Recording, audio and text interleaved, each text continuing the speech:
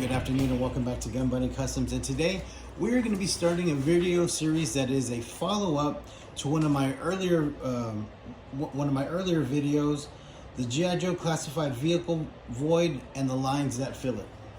Now that the line has gone on for, we're going to be going into year 5 now, and we've seen quite a bit of vehicles introduced by Hasbro that initially weren't. Initially, we weren't getting very many vehicles or anything like that. So we had to get creative as a community to fill that void. So about 3 years ago or so, I did that video, and I always wanted to follow it up by doing something that was a little bit more concise and that was aimed towards doing a video for each line.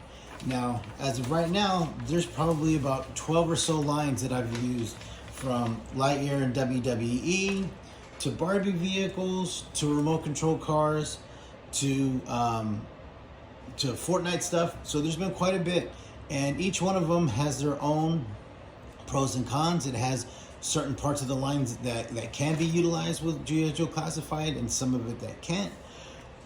So, and so I wanted to create a series where we went over those individually and asking, questions like, how do the figures fit, the proportion and detail, how easy are they to take apart and customize, what could be made with each one, and the price and availability, along with answering the questions, is there still a vehicle void now that Hasbro is releasing vehicles? Or is this still a cost-effective alternative, because the Hasbro vehicles are so pricey? HasLabs are pricey, you know what I'm saying? Vamps and Stingers, they're pricey, and who knows what we're going to see in that sort of in-between price point between the $100 Vamp Stinger and the $300 HasLab. Something tells me that there's something in the middle that's on its way, but how many of us can afford that? How many of us can collect that? How many of us can really have the space for all that? And so, do these vehicles and these lines that we've been utilizing for the last 4 years, are they still relevant? Okay, so I chose the Lightyear line to be the first one in this video series, because it's the line that I utilized the most. I was able to use more products from this line than any other line that I've used so far. Out of everything that they released, there's only one vehicle that I wasn't able to use, and it was called the Armadillo, and it was like a purple kind of transport ship, but the cockpit was way too small and it wasn't able to accommodate a Joe figure. Now this line, the Lightyear line, is like a 5 to 5.5 inch scale or size figure, so it's just small for classified, but with a little bit of either scrunching or a little bit of ingenuity, you can get classified figures to fit. Now, out of this line, this one was the first one. Not this Python Patrol one, but this model, the XL15, was the first one that I used. That's the first one everybody started using, and I was not the first to come across it or the first to customize it at all. It was already kind of being used when I started seeing it on YouTube. Now, as far as being able to get the figures to fit, it's very easy. You remove the seating in the cockpit area where it has the let me see if I can get it open. There's a seat that was initially in there that you gotta remove, and the little railing with it, as it's a play feature from the end of the movie where he comes out of the ship. But it's fairly easy. 1,000 people did videos on it, so you could definitely find those if you're just coming across these now. And that's another thing I wanted to kind of update as more things got released and more people have come to this line. Maybe they didn't see any of the early videos, so it kind of brings everybody up to speed. But this one was also my favorite, and it looked the part more of like a conquest of something that you would see, that you could possibly see being released for G.I. Joe. The first one that I did, I painted maroon with black accents, and I called it a Firebat Mark II.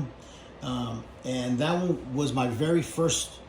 That was my very first custom that was outside of the officially released G.I. Joe Hasbro product, because the first things I started customizing were the Ram cycles. But this one was what, so this model, the XL15, is what sort of got me on my way of being curious about other, not only products from the Lightyear line, but products from just all kinds of different toy lines.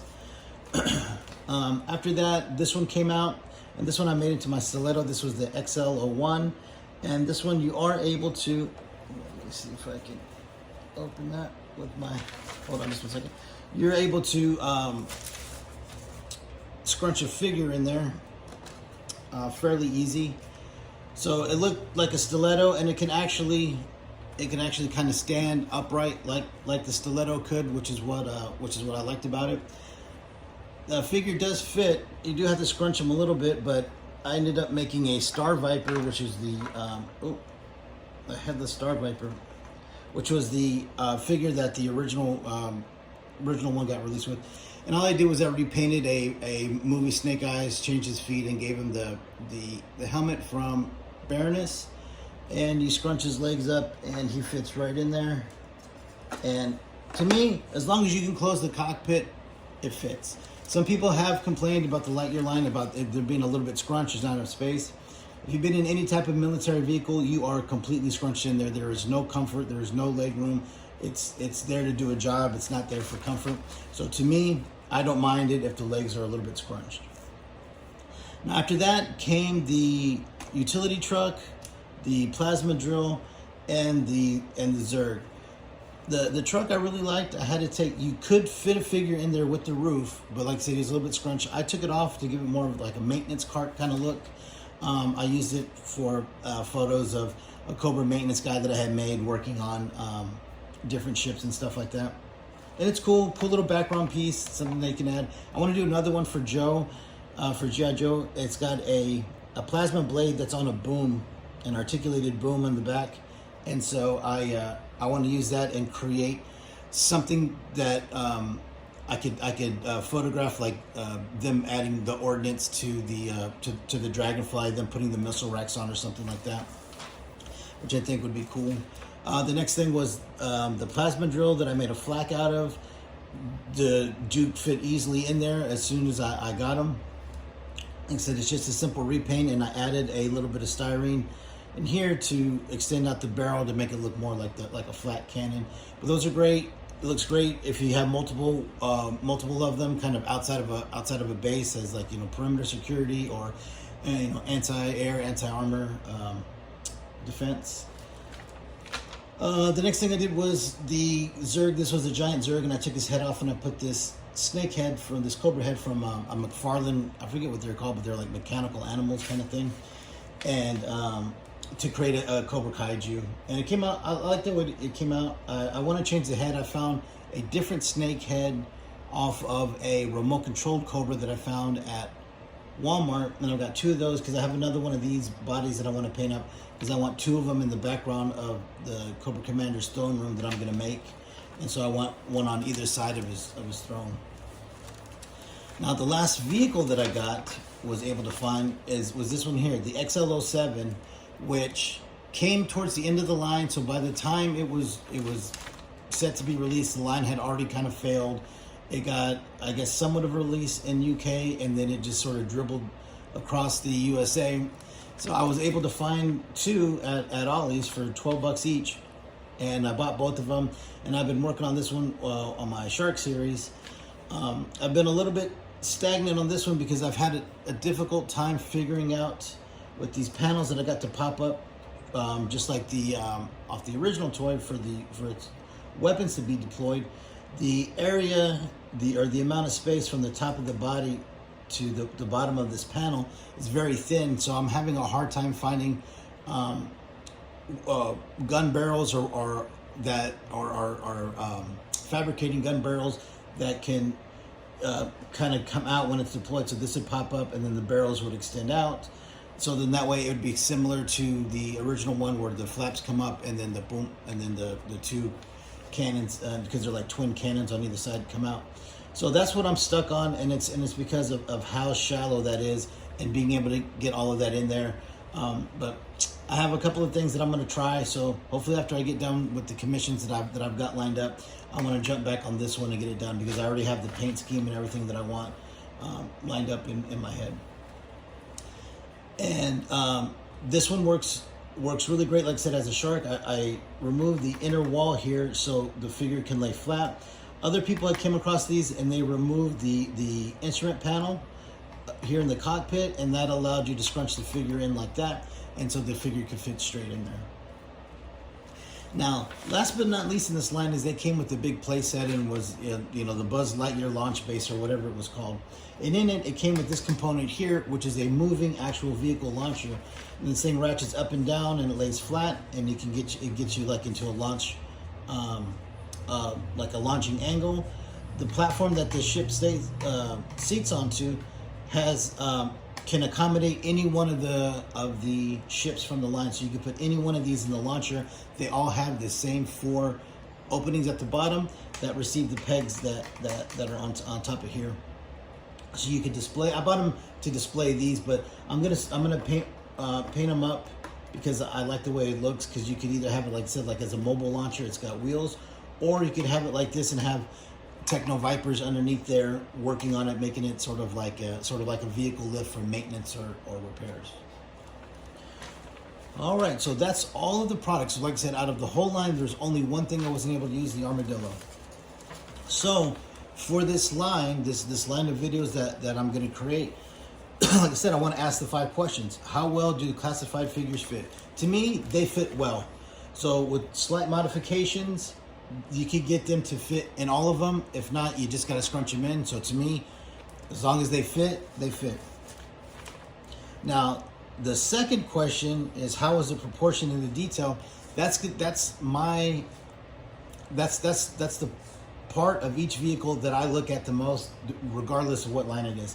Now with this line, because it was a sci-fi, baseline, the amount of detail, and also it being Mattel, which is a huge manufacturer like Hasbro, the detail lines and the paneling, and the engines and the cockpit and the instrument panels, all that stuff, to me it's on par with classified. So there really doesn't need to be anything added in order than just whatever it is that you're customizing, if you're going to be adding something to it. But to me, the detail and the proportion, where it doesn't look kidsy, is good to me, which I like.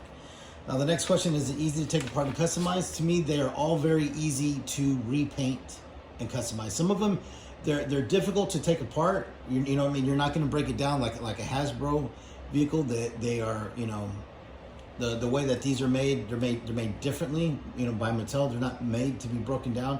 So it is rather difficult to kind of break these down in order to paint them. So I just leave them alone and paint them as is. And the last question is price and availability. So 2 years ago, all of this shit was on sale for peanuts. These were like $4 or $5 on Amazon or Big Lots or Ross or Ollie's. These were on sale. I got pretty much all of it on sale, including the bases that were like $100 initially. They were like they got down to like $18 on Amazon, and I ended up getting, I think, a total of 3 because I wanted these launching platforms. But these were initially $50, and then they were down to $12, and they were at Ross and Ollie's. This was the only one that I paid full price for, and I want to say it was like $35. It was a little bit cheaper because there's really no play features like this, and and I was only able to find it once, and I only bought one, and it was at Walmart. So I never got that one on sale. But all the rest of them I got on sale. Like I said, these were $12. These were on sale for like $6 or $7. So the price of them are still pretty minimal. I know the price has gone up, but it's nowhere near to the way they were initially when they were first released. And they're still all pretty much available at Amazon, or you can still come across them like at Big Lots, Ross, Marshalls, and all that kind of stuff as well. All right, so that's going to be it for today's episode. The Lightyear line is without a doubt my favorite line to customize outside of the classified line, and I think it has the most possibilities And so as long as I can keep finding them, especially this one, I would like to make more of them. I will continue to get them, paint them, repaint them, and do all that kind of good stuff. So thank you for watching. Thank you for listening to me ramble on about the Lightyear line. Please like and subscribe and follow Gun Bunny Customs on Instagram, and stay tuned for the next episode. I'm going to try to do one a week. Like I said, right now I have about 12 different lines that I've used so far. So I'm going to do one per episode, and since this is the one that had the most amount, this is probably going to be the longest episode. So all the subsequent episodes will be slightly shorter. All right, well, you have a good night, and we'll see you next time.